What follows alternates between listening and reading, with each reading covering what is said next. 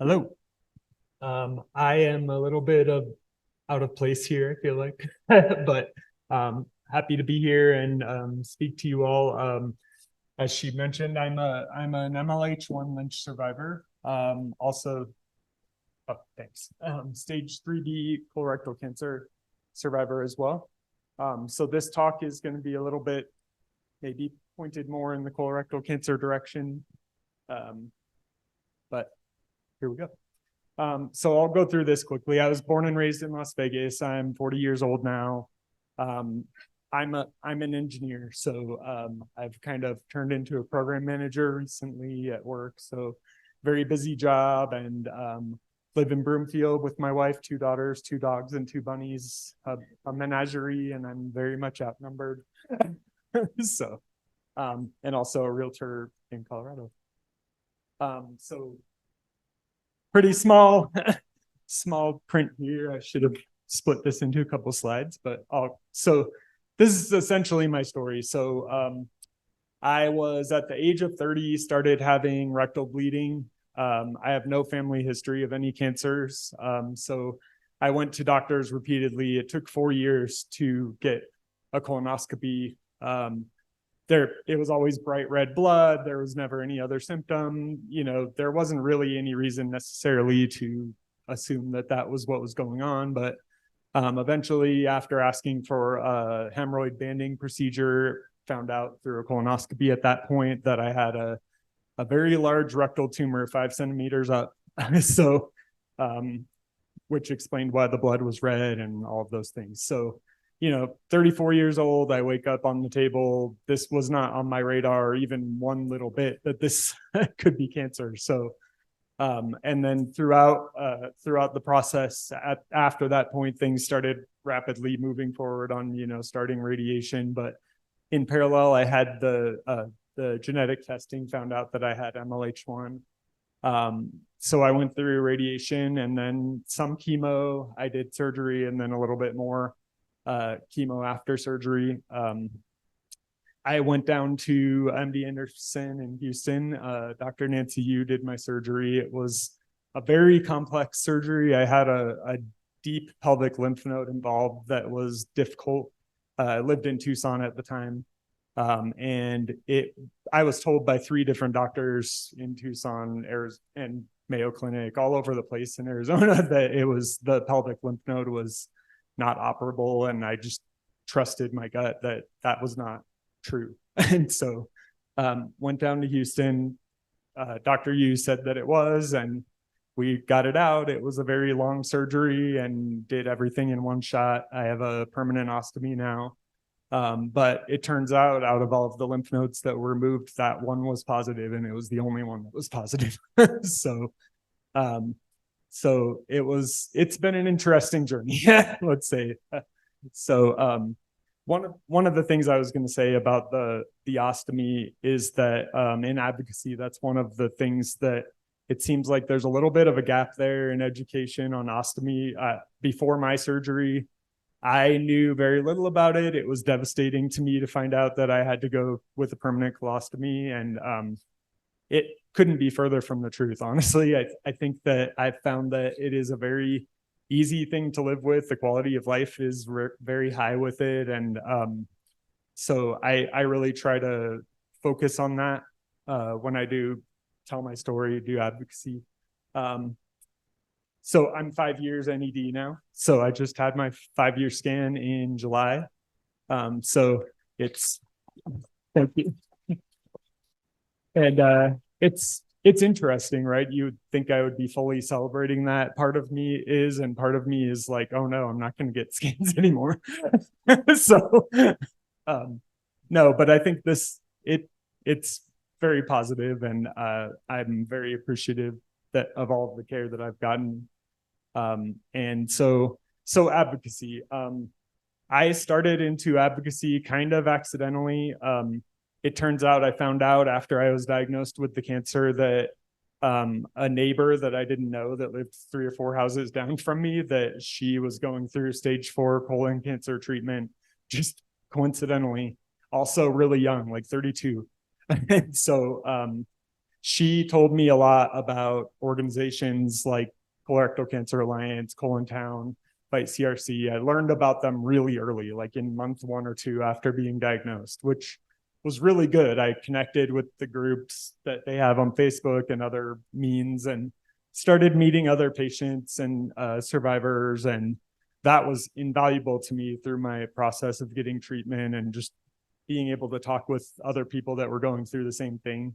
But through that, kind of started getting more involved in, events and volunteering, and just kind of, snowballed a little bit over time, and just eventually just dived fully into it and started really just doing more in that whole regime. So, and then the last bullet point here is just a plug. So there's an organization called the Colon Club that does, every year they create an On the Rise magazine, and there are 12 of us that get to go out and have a wonderful retreat out in Tennessee, and we're models, and they take pictures of us, and we tell our stories, and they make a magazine. So there's a bunch of them sitting out on the table out there. If you didn't grab one, go grab one. My stories. So I think a lot of things were already covered during the lunch session, which is awesome. So some of what I'm saying here is probably duplicating that, but there are some things here that I think are important. Like I was saying, I think I had to start by just doing it. It feels to me almost like similar to what they say about having kids. You're never ready for it. You need to just jump in and do. So, and I think I was pretty uncomfortable with doing it, especially with sharing my story. But I think the more I did it, the more I realized how impactful it was. So I think I've had several times that I've had acquaintances that I hadn't spoken to in a very, very long time, barely even knew them really, kind of high school people you had in a class one time, and you're Facebook friends with them, reach out to me out of the blue and say, I had symptoms, I read your story, I went and got tested, and I found a polyp, and they took it out, and I wouldn't have done it otherwise. So thank you, So just hearing those kinds of things, it just, like gives you like the chill, seriously. So, I think even though I'm 5 years out and I kind of choose to stay in this world, which, it's a double-edged sword there. It's difficult to stay in this world too, because you form close bonds with people and there's a lot of loss. So, I think the good outweighs the bad though. And I think it's really important to share stories, and it helps change policy, and it helps change people's minds on things. So let's see. I think I covered most of the things. I think down here I have many ways to advocate. I think all of the organizations that were here talking today, there are probably so many other things, but these are the ones that are top of mind, and some of the things that I've done. Having pairings with buddies or people that are in similar situations to you has been really a good thing. Political advocacy, I'll talk about that a little bit, because I went to call on Congress with Fight CRC this year. That was the first time that I had done that before. I was very nervous to do that one in particular, because it's different, somewhat different from many of the other things that I had done before, but it was very surreal to be able to go to Capitol Hill and, be able to go sit and talk with your representatives, and they want to hear you and they're interested in your story. And it really feels like it made a difference and changed some minds and helped, policies move along that are going to help others. So really highly recommended to go do something like that if you ever get a chance to get involved in political advocacy.